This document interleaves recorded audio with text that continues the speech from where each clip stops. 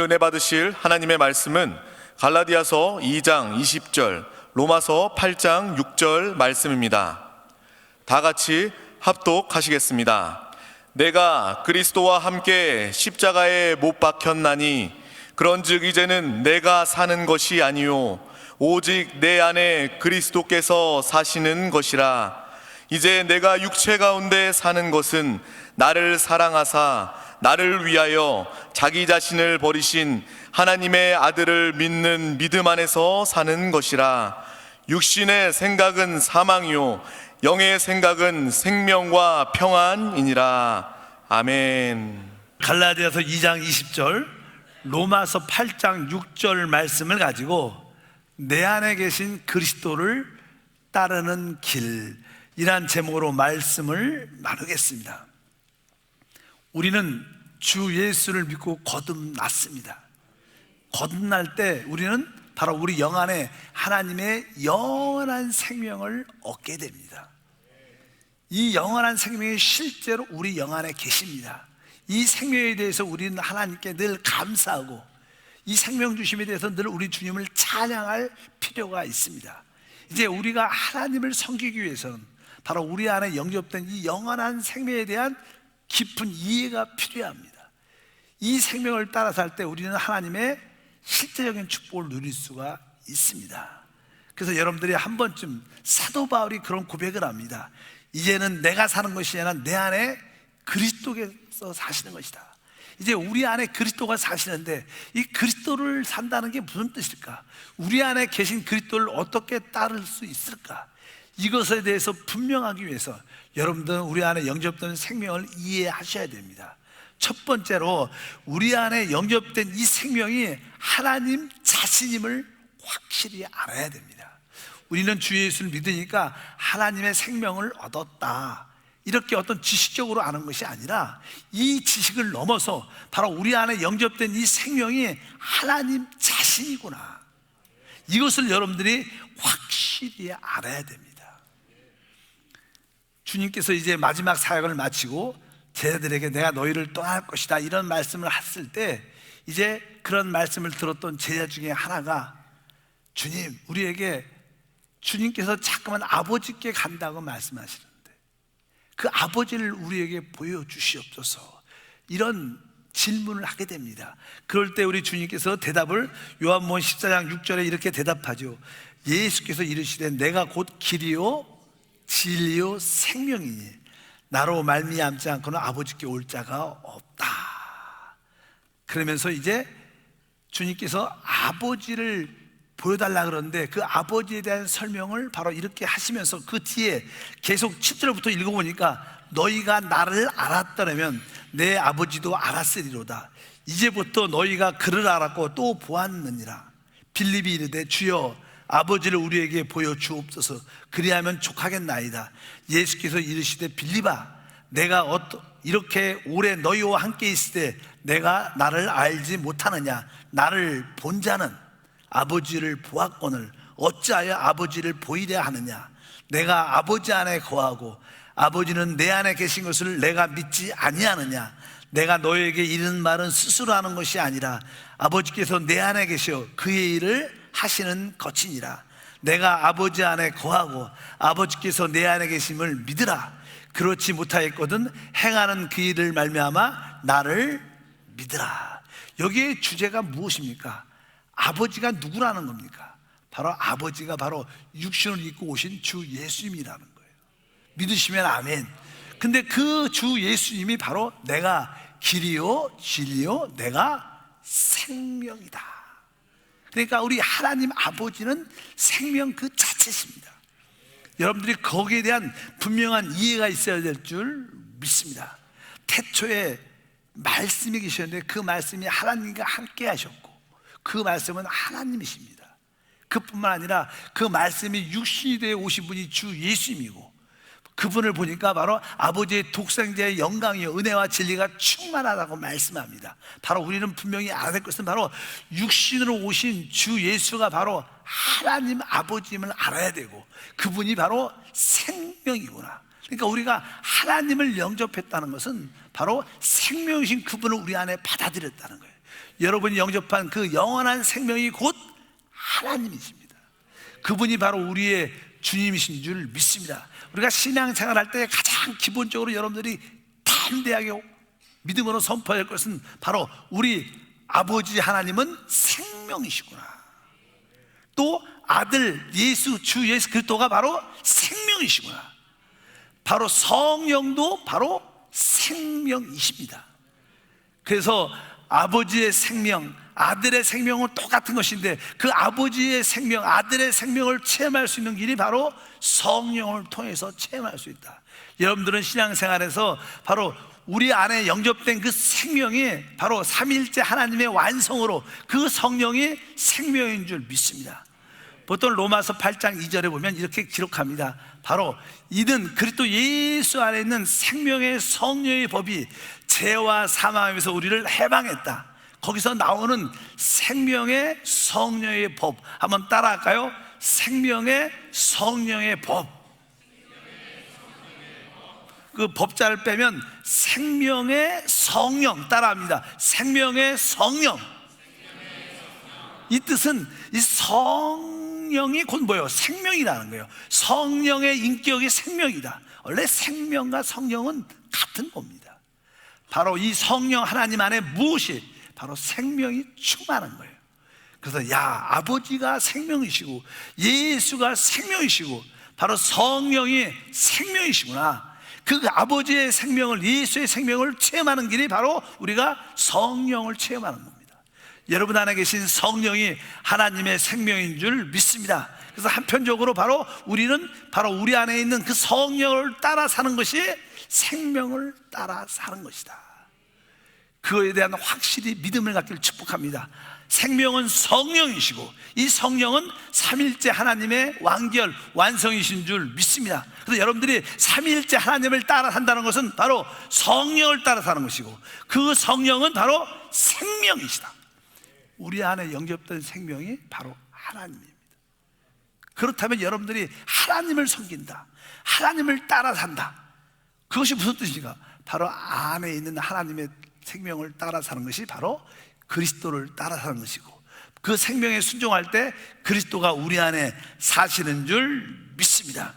거기에 대한 확신과 믿음이 함께하길 축복합니다. 그러니까 여러분 안에 있는 그 생명을 따라 사는 것이 그리스도를 따라 사는 것이구나. 그럼 이 생명을 따라 산다는 게 무엇인가 여러분들이 분명히 알아야 될 줄 믿습니다. 이 생명을 따라 산다는 건 바로 우리 안에 계신 그리스도를 따라 사는 것인데 여러분 모든 생명에는 다 느낌이라는 게 있어요. 느낌.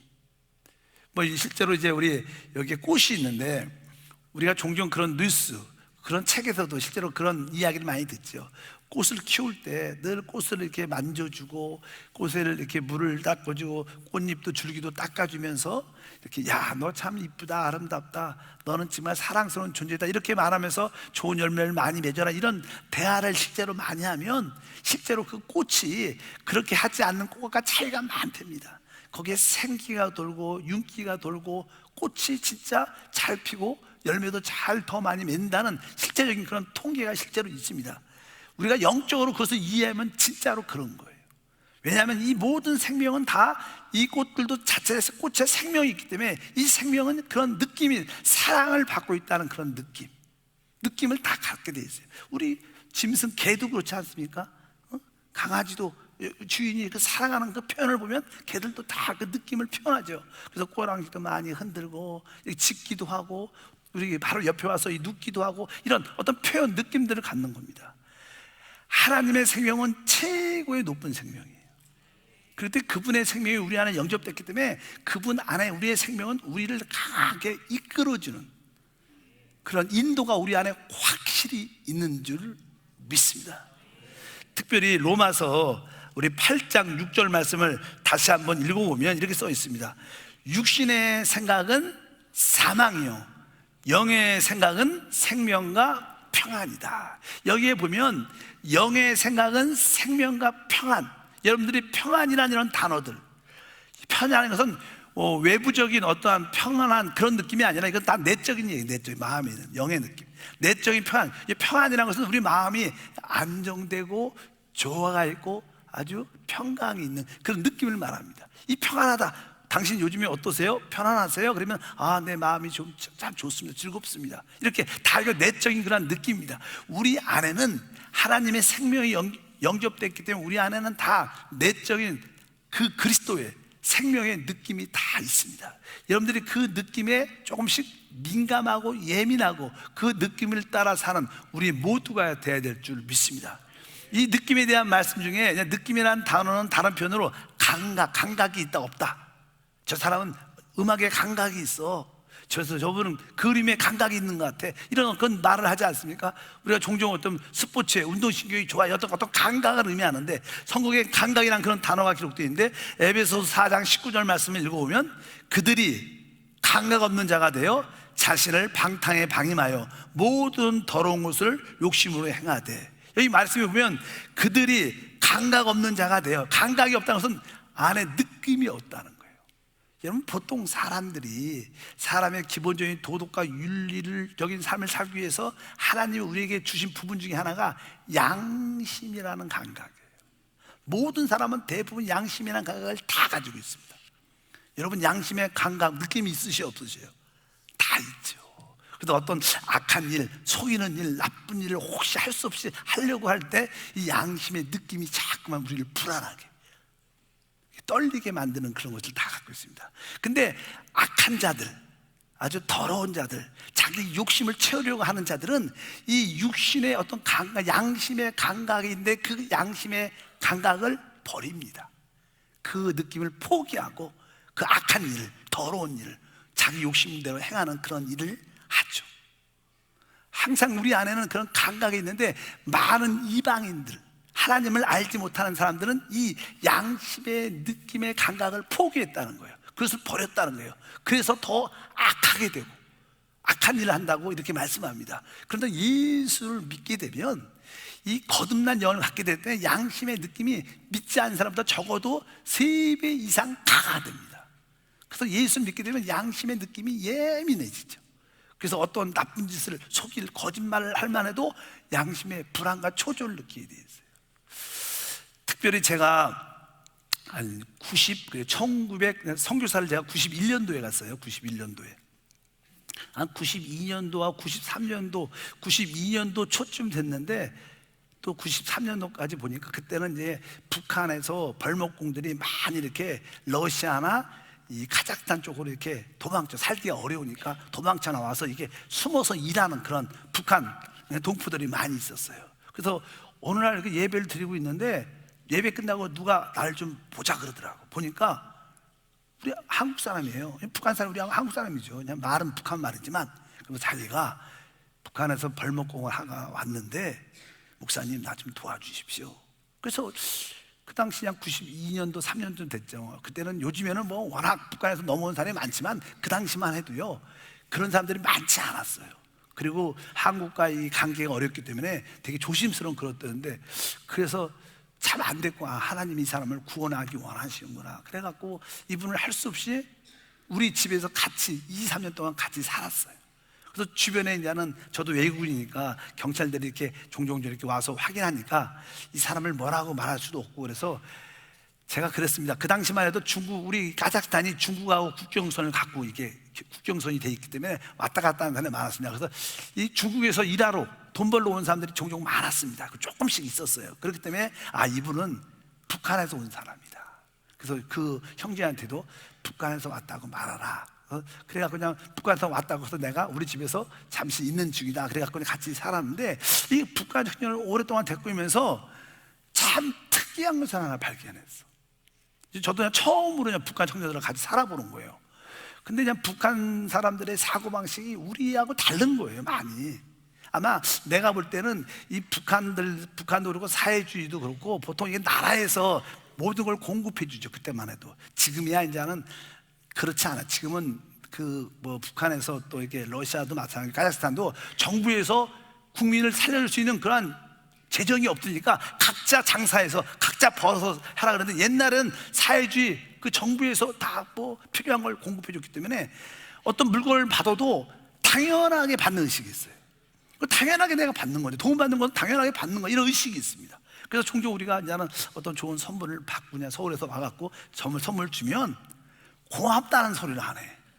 그냥 당연하다고 생각해. 당연하다고. 그러면서 그런 거 안 줘도 되는데 그러면서 받아요. 고맙다고 받지 않고 이런 거 필요 없는데 그러면서 꼭 받긴 받아. 근데 고맙다는 생각을 전혀 안 해. 그리고 그러니까 우리 집사람이 좀 뭐 이렇게 밥도 잘해주고 해도 고맙다는 소리를 안 하니까 시험에 마음이 되게 섭섭했다고 나중에. 뭐 전 남자니까 그런 건 익숙하지 않으니까 뭐 그럴 수도 있지 뭐. 근데 이 부인 입장에서는 되게 섭섭했다는 그런 생각이 나중에 그냥 다 풀렸죠. 예수 잘 믿고 나서 풀렸는데 처음에 이야기할 때 그렇게 처음에는 이해가 안 갔다. 왜 그러냐면 이 사회주의 사람들은요, 그들이 주장하는 이상이 있어. 혁명 그 혁명을 완수하려면 모든 우리가 어떤 사람에 대해서 어떤 일을 성취할 때 남들에게 피해를 주고 어렵게 하고 막 사회주의는 막 사람을 많이 죽이잖아요. 반대하는 자를. 그럴 때 사람들은 기본적인 양심이 있으니까 양심에 부끄러움과 두려움과 편치 않음을 다 느끼죠. 그래서 양심의 느낌을 붙잡으면 어떤 혁명을 완수하지 못합니다. 그러니까 사회주의나 그런 국가들의 대부분 사람들은 이 양심의 느낌을 벗어나야 돼. 양심을 느낌을 초월해야 혁명을 이룰 수 있다. 그래서 그들의 가르치는 중에 하나는 양심의 느낌을 무시하라고 가르칩니다. 그래서 되게 뻔뻔해요. 사회주의 사람들은요, 죄의식이 별로 없습니다. 지금은 안 그렇지만 그래서 그들에게 계속 제가 복음을 전하죠. 복음을 전하면서 하나님이 우리에게 거듭난 영을 주셨는데 그 거듭난 영의 주된 중에 하나가 우리의 양심이다. 양심의 느낌에 순종해야 된다. 이렇게 가르쳤던 것이 많습니다. 근데 대부분 사람들은, 세상 사람들도 그러죠. 어떤 일을 누구를 뭐 겁탈하고 남의 걸 속이고 빼앗으러 그럴 때 뭐야, 양심의 느낌이 조금씩 다 왜 없겠어? 다 있죠. 근데 그 양심의 느낌을 완전히 무시하고 오직 자기 이익을 위해서, 자기 욕심을 위해서, 자기 성과를 위해서만 행하죠. 그래서 오늘 말씀에 그들은 감각 없는 건 자가 됐다, 이렇게 말씀합니다. 세상 사람들의 많은 악한 자들은 감각의 느낌이 없습니다. 양심의 느낌을 줘요. 종종 우리 사회에서도 종종 어떤 사람이 큰 악한 일을 했는데 회개하는 마음, 반성하는 느낌은 하나도 없고 당당하게 뻔뻔하게 종종 뉴스에 나오는 사람이 있어요. 그 사람들은 양심의 감각을 완전히 버린 거예요. 여러분, 우리는 분명히 알아야 됩니다. 우리 안에 성령님이 계시고 그리스도가 계시고 그분 우리에게 생명의 느낌을 주시는 분이에요. 우리는 그 생명의 느낌에 순종해야 돼요. 그럴 때 여러분들은 주님을 따르는 축복과 은혜가 함께할 것을 믿습니다. 주님께서 우리 안에서 주시는 이 생명의 느낌의 근원이 무엇이냐? 주님이 우리 안에 오실 때 생명으로 오셨는데 그분 안에는 생명의 성령의 법이 있죠. 바로 생명의 성령의 법이 우리 안에 계신 그 하나님이 그러한 느낌을, 성령의 기름을 줘서 우리에게 잠깐만 느낌을 주셔서 이것은 좋지 않은 것이다, 네가 잘못된 위치에 있다, 그 양심을 통해서 우리 영 안에 느낌을 주셔서 하나님의 뜻을 따를 수 있도록 우리를 이끄는 줄 믿습니다. 그래서 우리는 이 양심의 느낌, 이 생명의 느낌, 특별히 생명의 이 느낌은 바로 우리가 하나님과의 올바른 관계를 확인해주는 하나의 지침, 기준인 줄 믿습니다. 그래서 우리 상태가 잘못된 느낌을 갖고 있으면 네가 지금 영적으로 잘못되어 있다, 너 이러다가 너 망할 수 있고 너 잘못될 수 있다, 너 빨리 돌이켜라, 이런 하나님의 신호인 줄 믿습니다. 그래서 여러분들이 내적인 마음 깊은 곳에 환경을 통해서 느끼는 느낌이 아니라 내적인 느낌, 생명의 느낌을 말씀하는 거예요. 그러면 오늘 말씀에 써 있습니다. 로마서 8장 6절에 육신의 생각은 사망이지만 영의 생각은 생명과 평안이다. 그러니까 여러분들이 하나님 안에, 성령 안에, 그리스도 안에 붙잡혀 있을 때 여러분들은 생명의 느낌을 갖게 된다는 거예요. 근데 이 생명의 느낌이 어떠한 느낌이냐? 여러분 깊은 곳에 눈을 감고 깊은 곳을 보면 마음에 어떠한 느낌?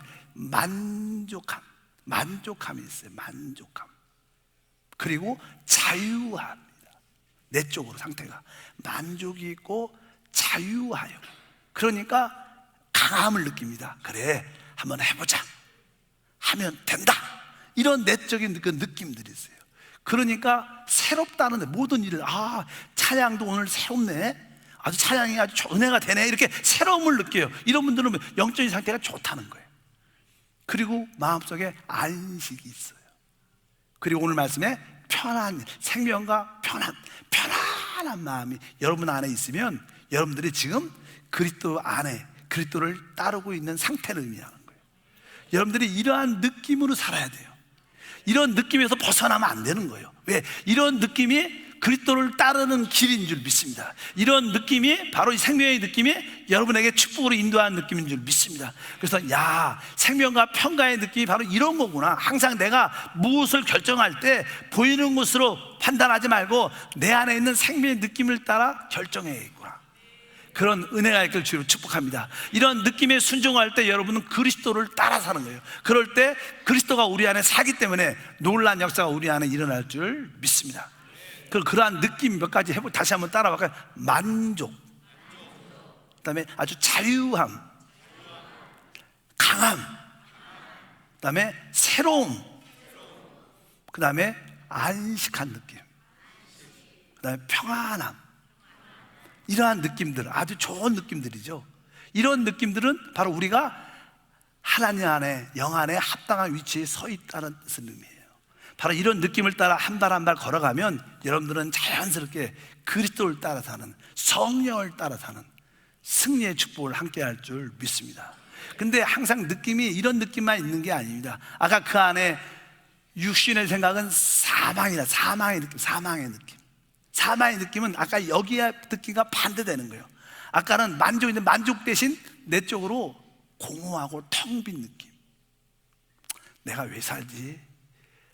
아유, 뭐 인생 재미도 없는데 뭐 이렇게 늘 공허한 느낌, 텅 빈 느낌을 내적으로 가져요. 그러다 보니까 무엇인가 이렇게 눌려있대. 내가 움츠려 있고 눌려있어요. 자유함이 별로 없어요. 뭔가 눌려있고, 또 사실 기도 별로 안 하면요, 무엇인가 눌려있잖아. 기도를 딱 하면 어때요? 자유하고 해방이 있어요. 영의 해방. 근데 기도 않고 계속 유신적인 생각을 막 돈 생각만 하다 보면 계속 무엇을 해 풀리지도 않고 꽉 눌려있죠. 그러니까 뭐 공허하고 이렇게 눌려있고, 그러니까 결국 뭐예요? 약함을 느끼는 거예요. 자신감이 아무것도 없어. 해도 안 될 텐데, 에이, 포기할까? 자신감이 없어. 밖에 나타나기도 싫고 나가기도 싫은 거예요. 혼자 자꾸 우울해지죠. 다 그런 내적인 상태입니다. 그런 상태가 막, 그러니까 이제는 모든 일이 진부해지는 거예요. 낡아서 재미도 없고 그 일이 같고 재미가 없는 거예요. 그러다 보니까 마음이 자꾸 뭐 이렇게 불안해지는, 조조, 그리고 두려워지는 거예요. 이런 느낌이 사마의 느낌이에요. 우리는 살다 보면 이런 느낌을 가질 때가 많아요. 종종 이런 느낌이 편안간에 막 불안해, 편안간에 자신감이 없고, 자꾸만 기도도 하고 막 교회도 안 오니까 자꾸만 눌려있고. 이것은 뭐예요? 너 잘못된 위치에 있다. 너 이런 위치에 오래가 있으면 넌 망한다. 마귀할 때 멸망당한다. 정신 차려라. 돌이켜라. 이렇게 깨달아 주는 거예요. 아, 내가 이런 느낌을, 사마의 느낌을 가질 때마다 여러분들이 공허하고 무엇인가 눌려있고 약함을 눌려있고 약함을 느낌을 갖고 자꾸만 여러분들이 모든 일에 재미가 없고 진부하고 아주 구태의연하고 모든 일들이 재미가 없는, 그 다음에 마음에 불안하고 두려움이 있다는 것은, 아, 내가 영적으로 잘못되어 있구나. 내가 마귀에게 붙잡혀 있구나. 내가 벗어나야 되는데 하나님 그런 신호를 보내는 거. 너 잘못된 위치에 있다. 돌이켜야 된다. 그럴 때 여러분들 어떻게 기도해야 되는 거예요. 그때 그런 느낌을 즐기지 말고 자꾸만 포기하고 누워서 잠만 자지 말고 좌절하지 말고, 이때 맞다, 하나님 날 돌이키라고, 주님께 돌이키라고, 영의 생각으로 돌이키라고 말씀하는 거야. 내가 기도해야겠다. 또 혼자 기도가 잘 안 되죠. 교회 나와서 작정과 금식하면서 막 기도해야 되는 거예요. 목사님 기도해 주세요. 내 마음이 편하지 않습니다. 눌려있는 것 같습니다. 자유함이 없습니다. 여러분들이 자꾸만 기도해갖고 그런 상태에서 벗어나야 돼요. 돌이켜야 돼요. 뜨겁게 기도하고 같이 찬양하고 봉사하다 보면 다시 여러분들 어떻게, 다시 한번 내적으로 마음이 만족으로 느끼고, 강함을 느끼고, 자유함을 느끼고, 새로움을 느끼고, 그 다음에 모든 안식한 마음이 있고 평안한 마음이 있을 때 바로 여러분들이 다시 내가 주님을 따라가는 거예요. 우리가 종종 이게 운전하다 보면요, 길이 없는 길을 갈 때가 있잖아요. 어떤 이렇게 도로 포장 안 된 길을 가다 보면 진짜 길이 덕덕하게, 길이 보이지도 않아요. 먼지가 많아. 근데 제대로 길을 딱 들어가면 차가 쫙 부드럽게 가잖아요. 그냥 포장 안 되는 잘못 들어가면 길이 덜덜덜덜 이렇게 하면서 가요. 막 여러분들이 인생의 마음 가운데 덜덜덜덜 그런 느낌이 많으면 잘못된 상태예요. 하나님이 또 돌이켜라. 그리고 여러분들이 차가 아주 부드럽게 쫙 가면 영의 생각으로 주님의 인도 안에 들어온 거예요. 그럴 때 여러분들이 어떤 일을 결정하고 판단하면 거기에 축복이 있습니다. 마음이 불안한데, 두려운데, 무엇인가 억눌리는데 할 수 없이 그래도 하자, 다른 방법이 없다고 포기하고 하면 나중에 안전 고난 받습니다. 여러분들이 주님을 따르려면 여러분 안에 있는 생명의 느낌에 순종해야 된다.